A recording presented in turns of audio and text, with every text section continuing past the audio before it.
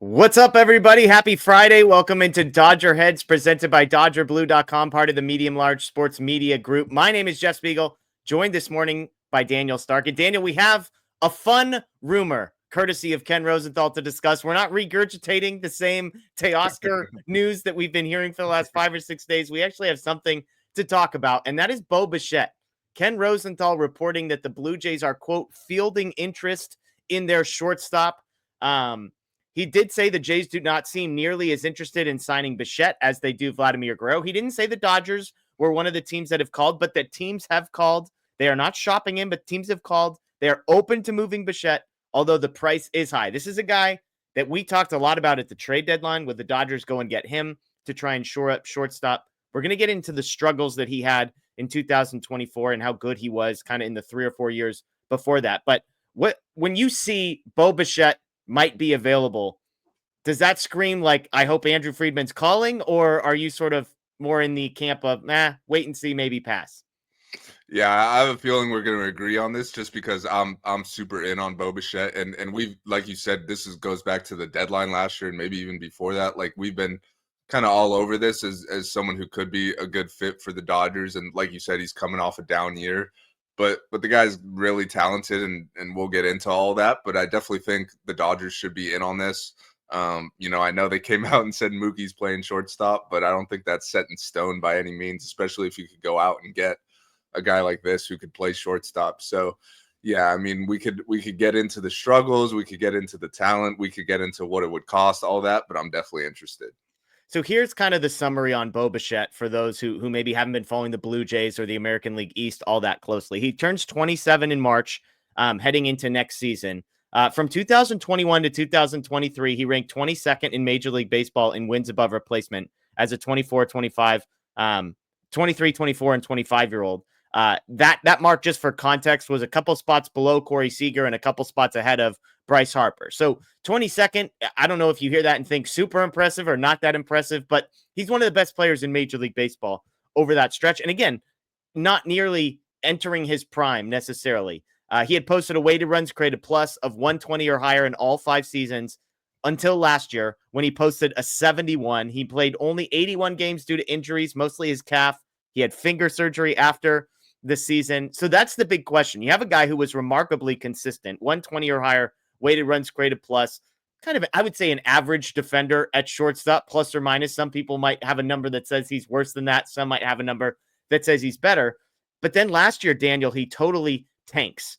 And that's the question with Bo Bichette. Are you buying the guy who was one of the best young shortstops in baseball, who looked like he was headed for a contract probably bigger than the one Willy Adames just signed? Or is it the guy who absolutely cratered in 2024? Yeah, and honestly, like, it kind of reminds me of like a Cody Bellinger, just like the variance of what this Yeah. player could be. Like, he could, at his best, he's legitimately one of the best players in the league, and at his worst, he's one of the worst in the league. And that's kind of what we saw last year. I do think it is important to point out the injuries. Like, that always plays a factor, and like sometimes you could see that a guy has a down season, and you don't really know the reason for it. But MLB's a grind at the end of the day. They're playing games every day, and sometimes when you're banged up, that's going to affect your performance. So I definitely think that played a factor. Like you said, he only played 81 games. And I also think sometimes you just get stale, like, with the team that you're with. And that's kind of the case for everyone in Toronto right now, I would say. Like, they've kind of had that same core for a while now, and they've kind of plateaued or even regressed a little. Like, they're definitely going downhill. And I think, honestly, if you gave Bo Bichette a change of scenery, brought him out to LA on this Dodgers team where he's going to be competing for a World Series, I definitely think it's possible that he gets back to that player he was from 21 to 23, when he was basically a 5-win player in all 3 of those seasons, which is extremely valuable. Like, that's an all-star level player, like down vote, MVP vote type of guy. I know he had the bad season, but I like you said, he's only 27 years old. So it's not like he's like over the hill. Like, this guy's declining. Like, he had a bad year, but I definitely think he could bounce back from that, especially with a change of scenery. So, I don't know. You said the price is going to be high. We could get into that. I don't know what that means, just because we're talking about a guy who just had one of the worst seasons out there. So I don't know how high it can realistically be, especially he's only got 1 year of club control left, Yep. so he is a rental here. So it's not like you're getting 4 years of Bo Bichette. But I definitely think if it's a reasonable price, I think the Dodgers match up well. And I think he would be a nice little fit, plug him into shortstop, move everyone else around to figure out the rest. But I think it could be a good fit. Yeah, looking at last year, I was trying to figure out, is there any number that jumps out to me as far as why he struggled so much? You mentioned injuries. That has to be mentioned. He struggled with a calf injury. I believe the season before he had a quad injury and a knee injury all in the same leg. So it's possible that this guy was trying to grind through something or hadn't fully recovered. Now, none of that means he's going to be fully recovered for 2025. So I'm not saying this is a magical potion, but it's possible that injuries, like I said, he had a broken finger that was surgically repaired in the offseason. These are all things to note. As far as numbers, I mean, the barrel rate, the quality of contact is the biggest thing that jumps out to you.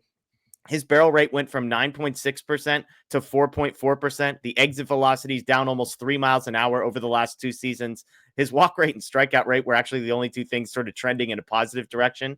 His batting average on balls in play was down from about 340 career average to 270. So again, but I wouldn't necessarily qualify that as entirely bad luck. If you're not hitting the ball hard, you're going to get on base less when the ball is in contact.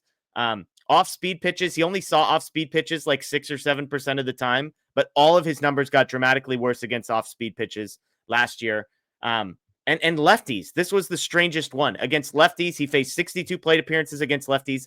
He had a weighted runs created plus of 7 against left-handed pitching. He had never been below 120 at any point in his career prior to last season. These are all small sample sizes, but I look at these things, Daniel, and I say, okay, here's a guy. Oh, one other thing, by the way, Fangraphs had a thing. I love this. You'll appreciate this. Corey Seager guy. Baseball Prospectus created a stat that's called Seager, and it's basically a guy's ability to be aggressive against good pitches and patient against bad pitches. And it's look, if you throw Corey Seager a good pitch, he's swinging more often than anybody else in Major League Baseball. And yet what makes Corey Seager so special is he's kind of patient on terrible pitches. Bo Bichette in 2023 was in the top 25% of Major League Baseball in this invented stat of Seager. He was aggressive against good pitches and patient against bad ones. He dropped to the 23rd percentile in the first half of 2024. So I read all this and I think, is it an approach issue? Is there something the Dodgers can tweak? That's the question I'm trying to get at. Is there something the Dodgers see where they we can fix it? We can help him get his eye back. We can help him with his mechanics and get a little more power, barrel a little bit more often. Obviously, the Dodgers have had some success, Daniel, at doing this, and they've also failed at other times. So that has to be the question that Andrew Friedman, Brandon Gomes, and all them are asking. Yeah, no doubt about it. And I do think if, let's say, the Dodgers do go ahead and follow through with an acquisition like this, then I would think that would signal that they do feel that there is something that they could tweak and get him back to the player he once was. But I do think, he is a flawed player at the end of the day. Like you said, he doesn't strike out, but he also doesn't walk. He's a very free swinger, and that could sometimes work to your benefit and sometimes work to your detriment. If you're a free swinger in the zone, then you're probably going to be hitting a lot of balls hard, getting a lot of base hits, which is what we saw with him for the first 3 years of his career. But if you kind of lose that patience and now you're starting to chase and whatnot, there's going to be a lot more, if not swing and misses, it's going to be a lot more soft contact, which I think is probably kind of what happened. So if you could make some tweaks with his approach, get him back in the zone, get him back swinging at the pitches that he could do damage with, probably fastballs, the way you just kind of broke it down with the off-speed stuff, then I do think he could get back to the player he once was. And if so, you're looking at adding another kind of all-star caliber player to this lineup. It is a high risk, high reward type of deal, but the payoff, could be huge. Let's talk cost. You mentioned he's going into the final year of arbitration. But he's coming off a down year. So what he would have cost 12 months ago versus now is obviously changed. And drastically changed, I would say. Yes. But according to Ken Rosenthal, right, the price is high. They're open to moving him. And you can imagine if you're the Blue Jays, the Dodgers went through, and I'm not comparing these two guys as far as the quality of player, but with a guy like Gavin Lux, everybody else was looking at Gavin Lux and saying the price has changed. And clearly the Dodgers said, well, we're not going to move him for the price that everybody else now believes he has, either because they weren't pleased with it, they thought he was better, whatever. Bo Bichette, much better player than Gavin Lux, but it's possible that internally the Blue Jays are saying, we actually want to acquire a package commensurate with where he was in 2022 and 2023. And so that's the tricky part. It's worth pointing out the Blue Jays could just keep him, offer him a qualifying offer. They're expected to be over the luxury tax threshold, which would mean all they would net back is a 4th round pick. So there is the ability to give him a qualifying offer, both for the Blue Jays or for the team that acquires him. But there isn't a ton of reward for the Blue Jays because a 4th round pick, due to penalties of the luxury tax, is not that great. So if you're the Dodgers and matching up with the Blue Jays, I mentioned one name that's the obvious inclusion here, which would be Gavin Lux. Gavin Lux, a little bit more team control. The Blue Jays just acquired Andres Jimenez, who can move over and play shortstop. Gavin Lux could theoretically play second base. Alex Bregman is a guy that the Blue Jays are connected to. So I think Lux makes some sense as far as just shuffling some infield pieces around in Toronto. He's cheaper. He has an extra year of team control compared to Bo Bichette. The question is what it would take beyond that. I don't imagine that the Dodgers would be willing to move DePaula, Hope, or Dalton Rushing. But I wonder, Daniel, if pretty much other than those 3 guys, like, is there a pitching? Would Bobby Miller be a guy that gets included in a package here? Would, a lot of their pitching is hurt, but, Jackson Ferris was the top pitching prospect who came over as part of the Michael Busch trade. Like, I just wonder if Nick Frasso, that's the type of waters we're swimming in. Gavin Lux, and then, maybe it's Tony Gonsolin and Jackson Ferris or something like that. Yeah, I mean, I don't think it would take all that if we're being honest here. And like you did say, like Ken Rosenthal reported that it's gonna take a lot for them to even move him. But I still don't think you're probably not giving up any of your top prospects, considering it's only 1 year of control. Yeah. And like you said, if you are including Gavin Lux in that deal, like that definitely offset like some of the production you would be losing with Bichette if you're the Blue Jays, like, and you're getting it at a much cheaper price. So I definitely think if they're interested in Lux, that's a nice baseline to start with. Cause like you said, they just got Jimenez. They can move him over to short and put Lux at second. And you basically have just a cheaper version of Bichette. Obviously the ceiling isn't as high, but the floor also probably isn't as low. Like Gavin Lux was a better player than Bo Bichette last year. Like there's the numbers, will tell you that. So I definitely think, first of all, can you do this without getting rid of Gavin Lux? And if you do, you can maybe, if you're back to the outfield. Well, I don't get, why can't Mookie play right field? Why is that such a problem? Why can't the guy who's won 4 gold gloves in right field just play right field? And then you could, obviously this would be in a world where you're losing Teoscar, but then you could put Bo at short, Lux at second, Mookie in right, Edman in center, and Conforto in left. So Bichette would kind of be your acquisition other than Teoscar, and you're keeping Lux. Like, to me, that would probably be the best option. Obviously, we all want to keep Teoscar, but who knows where that's going. So, but yeah, in a world where you are trading, Gavin Lux, then you could put Bichette at short and Mookie at second, of course. But I do think probably Lux and like one of the pitching prospects would probably get it done. Like if you're trading them a Knack or a Robleski or would you include Bobby Miller in the drill? If it was Lux and Bobby Miller, would be too much for you? No, just because I'm probably lower on Bobby Miller than most, and I know he has the physical traits to do it, but we haven't seen him put it together. And I'd be willing to take that risk, I guess you could call it. Like, if Bobby Miller goes to the Blue Jays and turns into a Cy Young guy, like, you're obviously disappointed, but at the end of the day, like, you do have a lot of pitching depth in this organization right now, especially at the upper minors, like guys who have either reached the majors or are close to doing so. So it's not like, oh man, we traded Bobby Miller, like now we don't have any pitching depth. Like, you're still going to have Landon Neck, Justin Robleski, Nick Frosso's coming back. You mentioned Jackson Ferris. He's probably maybe a year away, but maybe at the end of 2025, he's in the mix. And then, of course, you're eventually going to get all these guys that are injured back, like Emmett Sheehan, River Ryan, Gavin Stone. Like, that's a year down the road. But, you still have solid depth in place where you could trade 1 or 2 of these guys, and it's not really hurting you that much. So I definitely think there is a deal that could line up there that would work for both teams, where the Blue Jays could replace Bichette with Gavin Lux, and you're getting, similar production in theory. And then you're also adding a young starting pitcher who is either in the majors already or close to it. So if you're the Blue Jays, like, you're not going into full on tank mode. So you can still, kind of compete by adding a young, controllable starting pitcher. So I definitely think they match up really well on a potential deal. It's just a matter of, are the Blue Jays actually like, hey, we're not trading him unless we get the the price tag it was a year ago when this guy was like viewed as a superstar? or it's like, he had a bad year. He only has 1 year club control left. Like, yeah, we still want a lot, but we're not going to get crazy, with the price here. Like, it's going to be something reasonable. So if it is reasonable, I think the Dodgers will be all over it. That it's just a question of what's going on with the Blue Jays. Like, are they being ridiculous, or are they actually, willing to talk about deals that make sense? Yeah, and Lux is so fascinating because nobody here is arguing that Gavin Lux is better than the best version of Bo Bichette. Yeah. But with Bo Bichette, we have 4 years of a track record that says he's a much better player than Gavin Lux. But the most recent year of track record we have says like he was genuinely like Gavin Lux in the first half of last season, as bad as he was basically the 81 game sample size that Bo Bichette put on the table.